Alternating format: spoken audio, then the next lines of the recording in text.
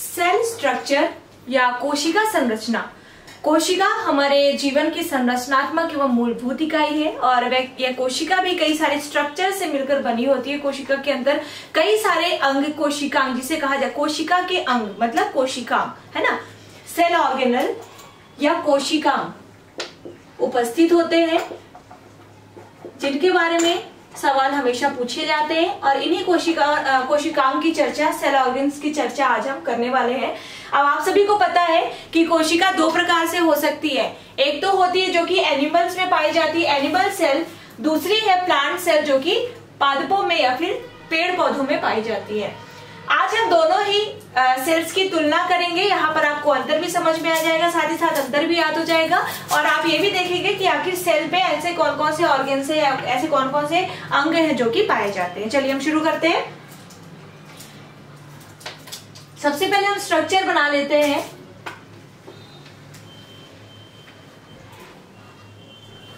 एक साइड हमने लिखा है एनिमल सेल, जंतु कोशिका, दूसरी साइड हमने लिखा है प्लांट सेल, पादप कोशिका।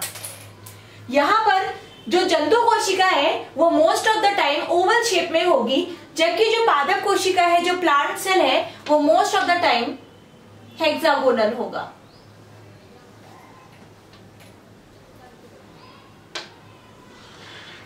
हेक्सागोनल आपको अलग अलग बुक्स में अलग अलग स्ट्रक्चर भी मिल सकते हैं, कोई इतना इसका फिक्स स्ट्रक्चर नहीं है, बट मेनली जो है वो स्ट्रक्चर वो इसी प्रकार का होता है। तो ये आपने देखा एनिमल सेल, जंतु कोशिका, और ये आपने देखा पादप सेल या प्लांट सेल, पादप कोशिका या प्लांट सेल। ये जो जंतु कोशिका है और पादप कोशिका है, एनिमल सेल है और प्लांट सेल है, ये दोनों ही बाहर एक झिल्ली, एक मेम्ब्रेन से घिरी होती हैं।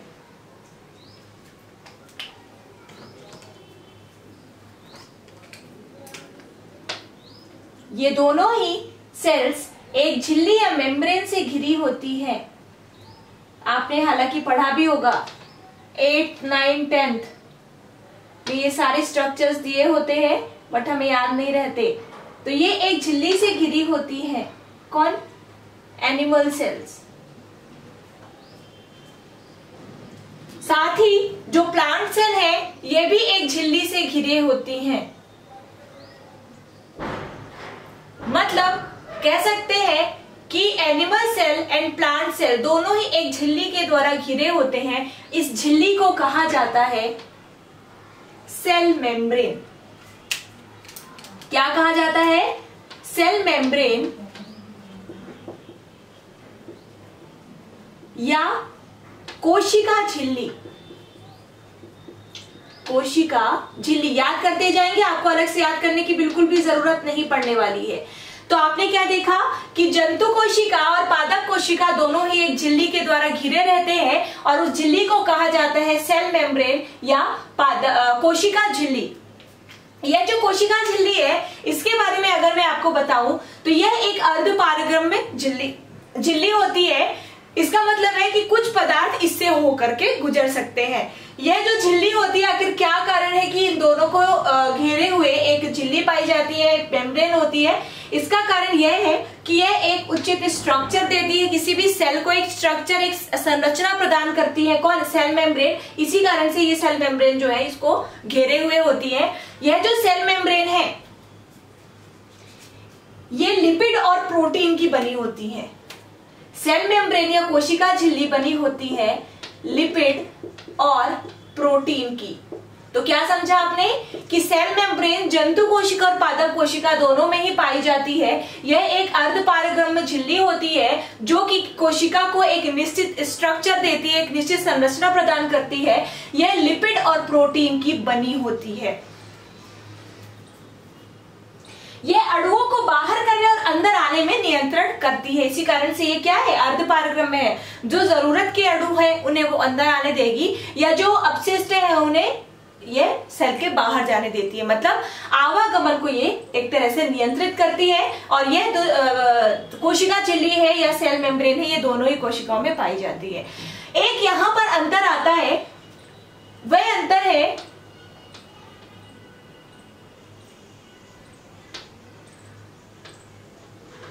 सेल वॉल का, कोशिका भित्ति का। मतलब जहां एक और दोनों ही कोशिकाओं में कोशिका झिल्ली पाई जाती है, दोनों ही सेल में, चाहे वो एनिमल सेल हो चाहे वो प्लांट सेल हो, दोनों ही सेल में जहां पर सेल मेम्ब्रेन या कोशिका झिल्ली पाई जाती है, वहीं पर पादप कोशिकाओं में या प्लांट सेल में सेल वॉल भी पाया जाता है। सेल वॉल जिसे कहा जाता है कोशिका भित्ति। क्या कहा जाता है? कोशिका भित्ति मतलब दीवार। एक दीवार भी पाई जाती है जो कि इसके कोशिका झिल्ली को घेरे हुए होती है। यह जो दीवार होती है यह कोशिका झिल्ली को या कोशिका को सूखने से बचाती है। यह पूरी तरह से पारगम्य होती है। जो कोशिका भित्ति है या सेल वॉल है, यह पूरी तरह से पारगम्य होती है। यह कोशिका को सूखने से बचाती है। सबसे बड़ा जो यहाँ पर डिफरेंस ये है वो यह है कि जो सेल वॉल या कोशिका भित्ति है ये जंतु कोशिका या एनिमल सेल में नहीं पाई जाती है, एब्सेंट होती है, जबकि ये पादप कोशिकाओं में पाई जाती है। क्या समझा आपने? कोशिका झिल्ली दोनों में ही पाई जाती है, जबकि जो कोशिका भित्ति है यह केवल और केवल पादप कोशिकाओं में पाई जाती है, जो कि कोशिका झिल्ली को भी घेरे हुए होती है। यह जो कोशिका भित्ति है, जिस प्रकार से कोशिका झिल्ली लिपिड और प्रोटीन की बनी होती है, उसी तरह से यह जो कोशिका भित्ति है यह सेल्यूलोज की बनी होती है। किसकी बनी होती है? सेल्यूलोज की बनी होती है। मोस्ट इंपॉर्टेंट, कई बार क्वेश्चन पूछा जा चुका है इससे। आगे समझ में चलिए, तो ये हमने देखा कि इसका जो बाहरी स्ट्रक्चर था वो कैसा है, या फिर कह सकते हैं कि यह किसके कारण, ये इसको एक निश्चित जो संरचना प्राप्त है ये किसके कारण प्राप्त है। ये हो गई दोनों चीजें। अब आगे बढ़ते हैं। एक अगला स्ट्रक्चर जो आता है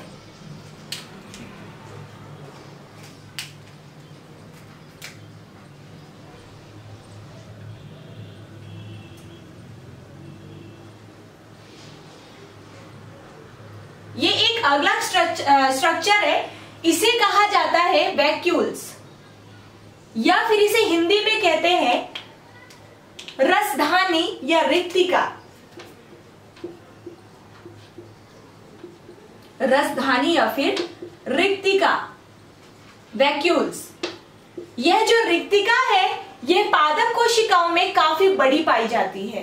यह जो रसधानी है यह पादप कोशिका में काफी बड़ी पाई जाती है, जबकि उसके विपरीत यह एनिमल सेल में इनकी जो साइज है ये बहुत छोटी पाई जाती है। जो वैक्यूल्स है इनकी साइज एनिमल सेल में काफी छोटी पाई जाती है, लेकिन ये दोनों प्लांट और एनिमल दोनों ही सेल्स में मौजूद होती है। आई होप आपको समझ में आ गया होगा। इसके साथ ही दोनों सेल में ये जो झिल्ली है, ये जो इसको घेरे हुए है, इसके अंदर एक लिक्विड भरा हुआ होता है।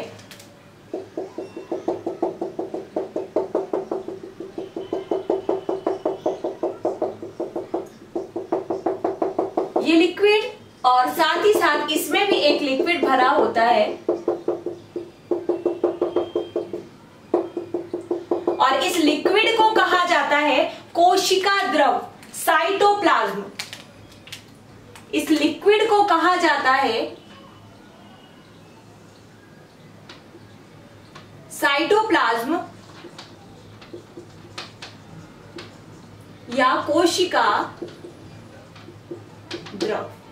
राइट? यह जो कोशिका द्रव है यह एक गाढ़ा चिपचिपा पदार्थ होता है, और इसमें जितने ऑर्गन्स हैं, सेल के जितने भी ऑर्गन्स हैं, चाहे वो वैक्यूल्स की बात हो, आगे हम राइबोसोम देखेंगे, आगे हम माइटोकॉन्ड्रिया देखेंगे, ये सारे ही ऑर्गेनल्स इसमें तैरते रहते हैं, चाहे वो प्लांट सेल में हो चाहे वो एनिमल सेल में हो, है ना। तो एक द्रव भरा होता है जिसे कहा जाता है साइटोप्लाज्म या कोशिका द्रव। उसके बाद हमने क्या देखा कि इसमें जो प्लांट सेल है इसमें एक स्ट्रक्चर होता है जिसे कहा जाता है वैक्यूल्स या रिक्तिका या रसधानी। यह देखने में या फिर कह सकते हैं कि प्लांट सेल में ये काफी बड़ा होता है, जबकि वहीं पर ये एनिमल सेल में काफी छोटा पाया जाता है। जो रसधानी या रिक्तिका या वैक्यूल्स है यह भी एक अर्ध पारगम्य झिल्ली के द्वारा घिरे रहते हैं। ये जो वैक्यूल्स है ये भी एक अर्धपारगम्य झिल्ली के द्वारा घिरे होते हैं और उसे कहा जाता है टोनोप्लास्ट।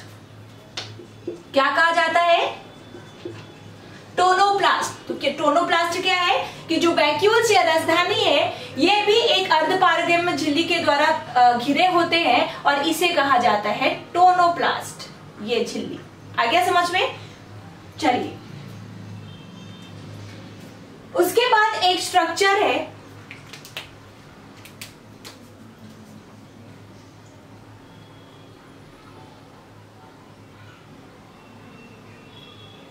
और इस स्ट्रक्चर का नाम है केंद्रक या न्यूक्लियस। क्या नाम है स्ट्रक्चर का? केंद्रक या न्यूक्लियस।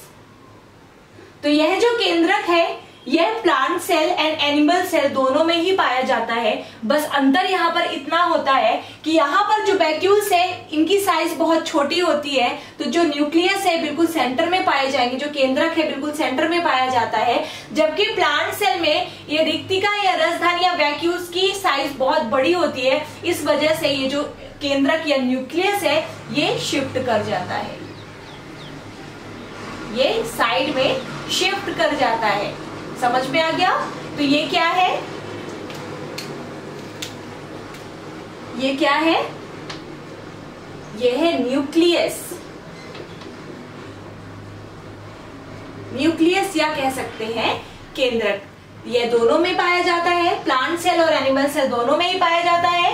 एनिमल सेल में ये बिल्कुल सेंटर में होता है, जबकि प्लांट सेल में इस वैक्यूल्स की साइज बहुत बड़ी होने के कारण ये क्या होता है, थोड़ा शिफ्ट कर जाता है। जिस प्रकार से हमारा जो माइंड है, हमारा पूरा शरीर माइंड के नियंत्रण में कहीं ना कहीं रहता है, मस्तिष्क के, उसी तरह से पूरी कोशिका केंद्रक के इशारों पर ही चलती है। कोशिका का जो केंद्रक है, सेल का जो केंद्रक है, सेल का जो न्यूक्लियस है, इसे हम 4 भागों में विभाजित कर सकते हैं। जैसे न्यूक्लियस के 4 भाग, इनमें से जो पहला भाग है, सबसे पहले आप खोज लिख लीजिए। न्यूक्लियस की खोज की थी रॉबर्ट ब्राउन ने, दोनों की, प्लांट और एनिमल दोनों ही सेल की, इसकी खोज की थी रॉबर्ट ब्राउन ने। और इसे 4 भागों में विभाजित करके हम पढ़ सकते हैं, जिनमें से पहला है कोशिकीय आवरण। कोशिकीय आवरण या कह सकते हैं केंद्रकीय, सॉरी कोशिकीय नहीं, केंद्रकीय आवरण।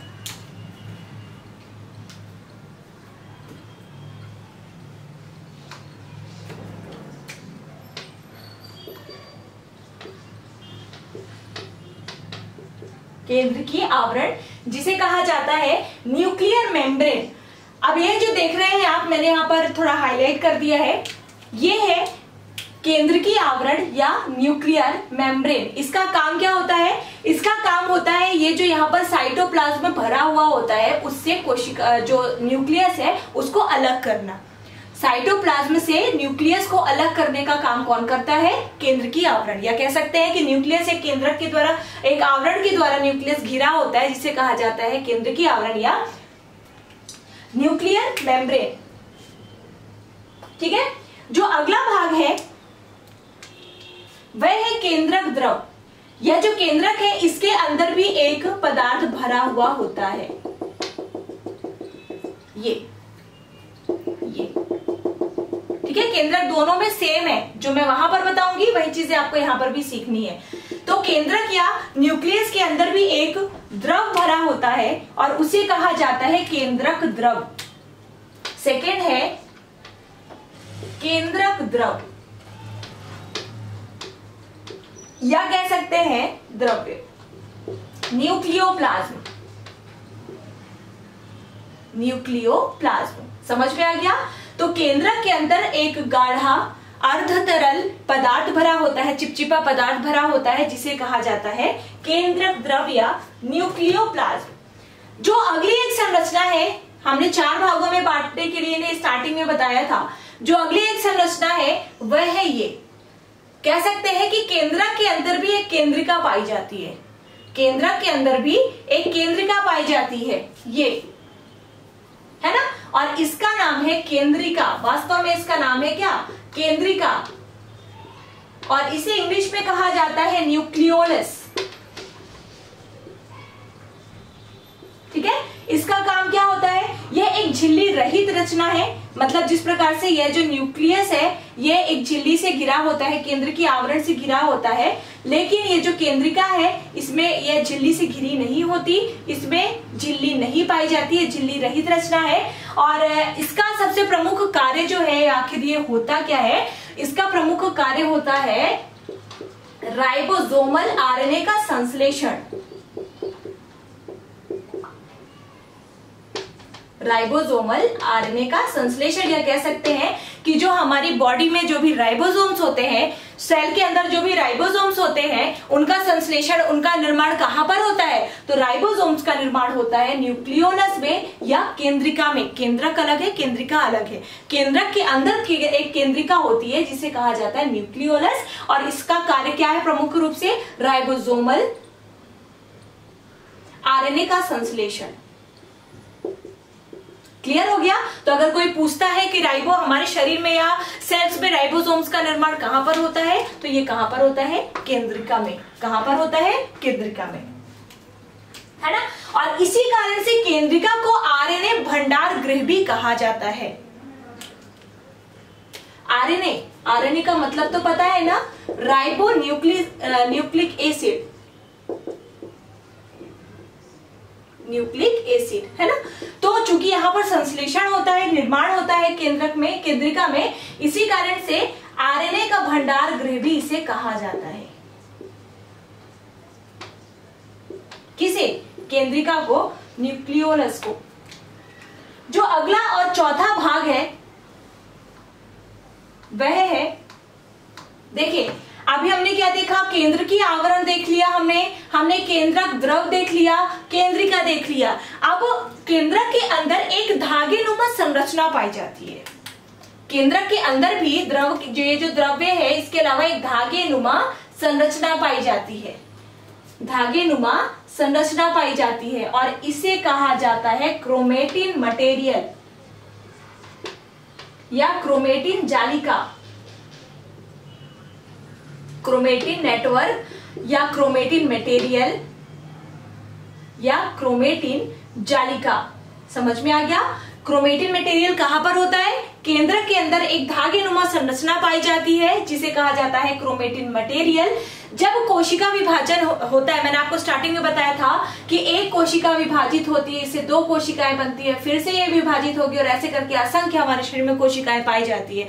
तो जिस वक्त कोशिका विभाजन होता है उस वक्त यही क्रोमेटिन मटेरियल इकट्ठा होकर एक व्यवस्थित क्रम में मोटे छड़ की तरह संरचना बना लेता है, मोटे रॉड की तरह संरचना बना लेता है, कुछ इस प्रकार से,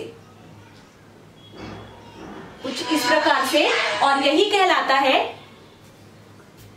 आगे चल के इसे ही कहा जाता है क्रोमोसोम्स।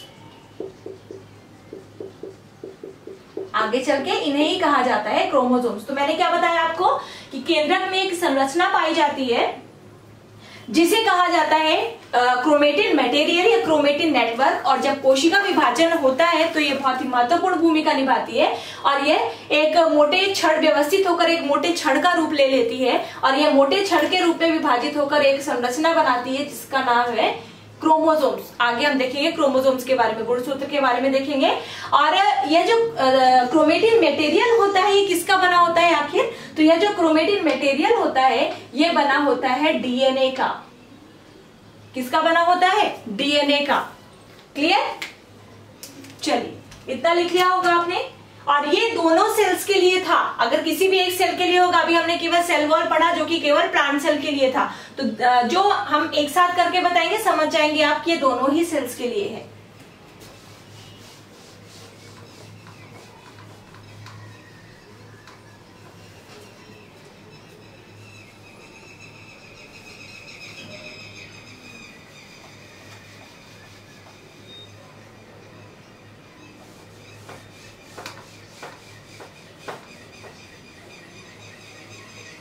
चलिए तो फिर अगली संरचना हम देखते हैं, अगला स्ट्रक्चर देखते हैं हम। दोनों सेल्स में, एनिमल और प्लांट दोनों ही सेल में एक और संरचना पाई जाती है, लगभग बेलनाकार एक संरचना पाई जाती है और ये डबल मेम्ब्रेन स्ट्रक्चरल होती है, मतलब दोहरी झिल्ली से ये घिरी हुई होती है। दोनों ही सेल्स में ये पाई जाती है। ये भी दोहरी झिल्ली से घिरी होती है और इसे कहा जाता है माइटोकॉन्ड्रिया। यह संरचना है माइटोकॉन्ड्रिया की, है ना। तो माइटोकॉन्ड्रिया दोहरी झिल्ली से घिरी हुई एक संरचना होती है। यह प्लांट और एनिमल दोनों ही सेल्स में पाई जाती है। इसकी खोज की थी अल्टमैन ने। इसकी खोज की थी अल्टमैन ने। खोजकर्ता भी याद रख लेंगे तो ज्यादा सही होगा। तो इसकी खोज की थी अल्टमैन ने, है ना। और जो स्पेशल तौर पर आपको मैंने स्टार्टिंग में बताया था कि सेल दो प्रकार की होती है, एक यूकैरियोटिक और एक प्रोकैरियोटिक। तो जो ये माइटोकॉन्ड्रिया है ये मेनली यूकैरियोटिक सेल्स में पाई जाती है।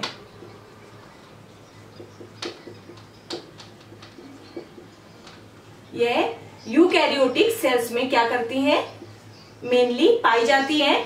और जैसे कि मैंने स्टार्टिंग में ही बताया कि एक बेलनाकार संरचना होती है, यह खोखली संरचना होती है और बेलनाकार संरचना होती है इसकी, किसकी, माइटोकॉन्ड्रिया की। दोनों में ही पाई जाती है, ये जरूर याद रखिएगा। ये कोशिका द्रव्य में बिखरी होती है। देखिए जरूरी नहीं कि एक ही हो, ये कई सारी हो सकती है, ये डिपेंड करता है श्वसन क्रिया पर। तो ये कई सारी होती है कोशिका द्रव्य में, यत्र तत्र बिखरी हुई होती है। इसका प्रमुख कार्य जो है, इसका जो वर्क है वो होता है, जो इसका फंक्शन है वो है श्वसन क्रिया को संपादित करना। श्वसन क्रिया में बहुत ही महत्वपूर्ण भूमिका निभाती है माइटोकॉन्ड्रिया।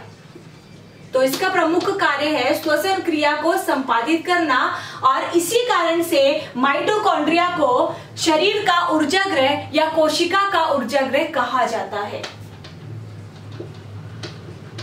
शरीर का या कोशिका का,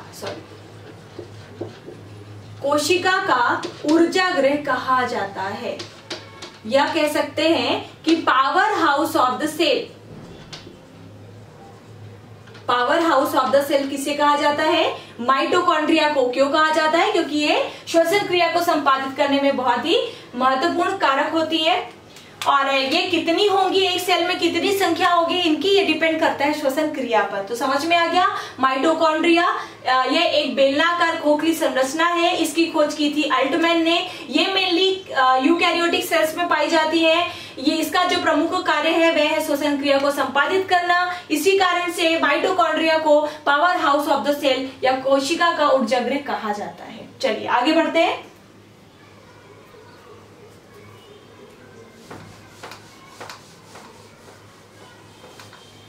एक और स्ट्रक्चर, एक और संरचना सेल में पाई जाती है,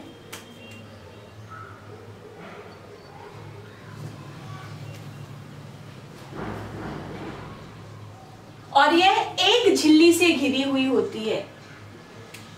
यह जो संरचना है इसे कहा जाता है लाइसोसोम।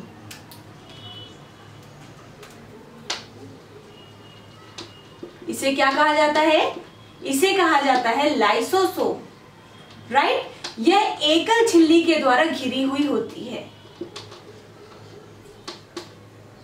एक झिल्ली के द्वारा यह जो संरचना है घिरी हुई होती है। और इसके जो प्रमुख आविष्कारक हैं उनका नाम है डी डबे। इसकी खोज की थी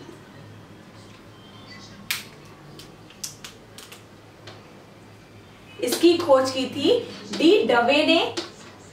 जो लाइसोसोम्स है इनका निर्माण होता है गोल्गी बॉडी में। गोल्गी बॉडी आगे देखेंगे हम। तो इनका निर्माण होता है गोल्गी बॉडी में। और कैसे होता है इनका निर्माण गोल्गी बॉडी में, पैकेजिंग के द्वारा होता है। पैकेजिंग के द्वारा इनका निर्माण होता है, राइट।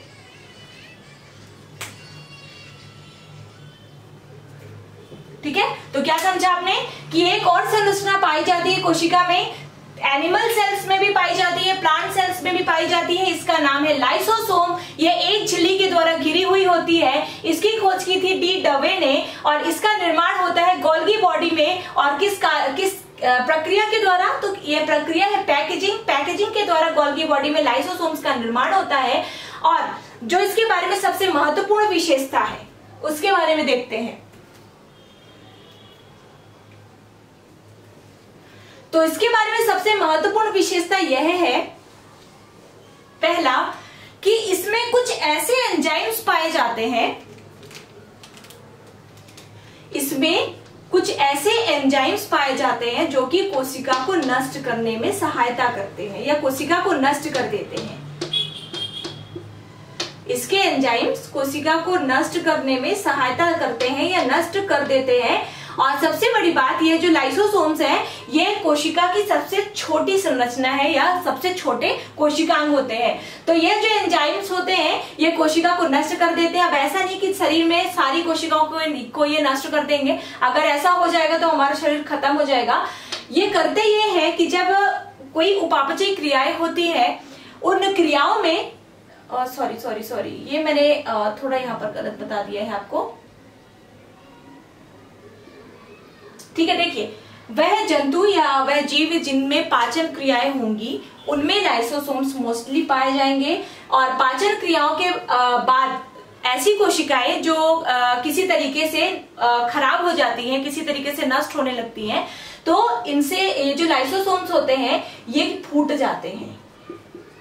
ये लाइसोसोम्स फूट जाते हैं। फूटने के बाद इनसे जो एंजाइम्स निकलते हैं वो हानिकारक कोशिकाओं को ग्रहण कर लेते हैं या कह सकते हैं नष्ट कर देते हैं, ठीक है। तो चूंकि प्लांट्स में तो पाचन क्रिया कोई होती नहीं, इस वजह से इसमें लाइसोसोम्स नहीं पाए जाते। चूंकि एनिमल सेल्स में ये पाचन क्रियाएं होंगी, इस कारण से लाइसोसोम्स मोस्टली एनिमल सेल्स में पाए जाते हैं। तो ऐसे कौन से दो हमने ऑर्गन्स पढ़े जो कि केवल प्लांट या जो कि केवल एनिमल सेल में पाए जाते हैं? मैं यहाँ पे साइड में हम लिखते चलते हैं। पहला तो हमने देखा कोशिका भित्ति जो कि केवल पादप कोशिकाओं में पाई जाती है। दूसरा हमने देखा लाइसोसोम्स जो कि केवल एनिमल सेल्स में पाए जाते हैं। तो आपने क्या समझा? लाइसोसोम्स में कुछ एंजाइम पाए जाते हैं जो कि हानिकारक कोशिकाओं को नष्ट कर देते हैं। जब उपापचयी क्रियाओं के द्वारा कोई कोशिका हार्म हो जाती है तो ये जो लाइसोसोम्स है ये फट जाते हैं और फटने के बाद इनसे जो एंजाइम निकलता है उससे कोशिकाएं नष्ट हो जाती है। WBC इसका एक अच्छा उदाहरण है। WBC इसका एक अच्छा उदाहरण है। अब चूंकि ये क्या करता है, कोशिकाओं को नष्ट कर देता है, इसी कारण से लाइसोसोम्स को कहा जाता है आत्महत्या की थैली।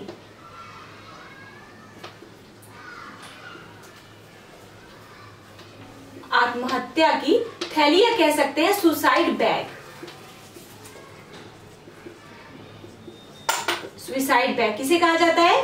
आंसर दीजिए, लाइसोसोम्स को। आ गया समझ में? ओके, तो इस लेक्चर में इतना ही करते हैं। अभी भी बहुत सारी संरचनाएं बची हुई हैं, उन्हें हम अपने अगले लेक्चर में कंप्लीट कर लेंगे। सो अगर आपको ये लेक्चर पसंद आया है जरूर कमेंट बॉक्स में कमेंट करके बता देना। अगर आपको कोई कंफ्यूजन है, अगर आपको कोई भी दिक्कत है कि या फिर कह सकते हैं कि अगर आपको लग रहा है कि और भी इसमें कुछ आपको बताना चाहिए, क्योंकि मैंने कुछ भी नहीं छोड़ा है, हर चीज आपको याद कराने की कोशिश की है, पढ़ाने की तो है ही साथ में, तो आप जरूर बता देना कमेंट बॉक्स में जा करके। साथ ही साथ अगर आप पहली बार चैनल पर विजिट कर रहे हैं तो चैनल को सब्सक्राइब कर लेंगे। अगर आपको ये वीडियो अच्छा लगा, अगर आपको चीजें समझ में आई है तो आप वीडियो को लाइक कर देंगे। जिन भी आपके दोस्तों को जो कि कोचिंग नहीं जा पा रहे हैं या फिर किसी भी रीजन से इस कोचिंग जाने में या फिर तैयारी करने में सक्षम नहीं है, उन्हें आप इस चैनल को सजेस्ट या वीडियो को शेयर जरूर कर देना। Thank you so much and good luck.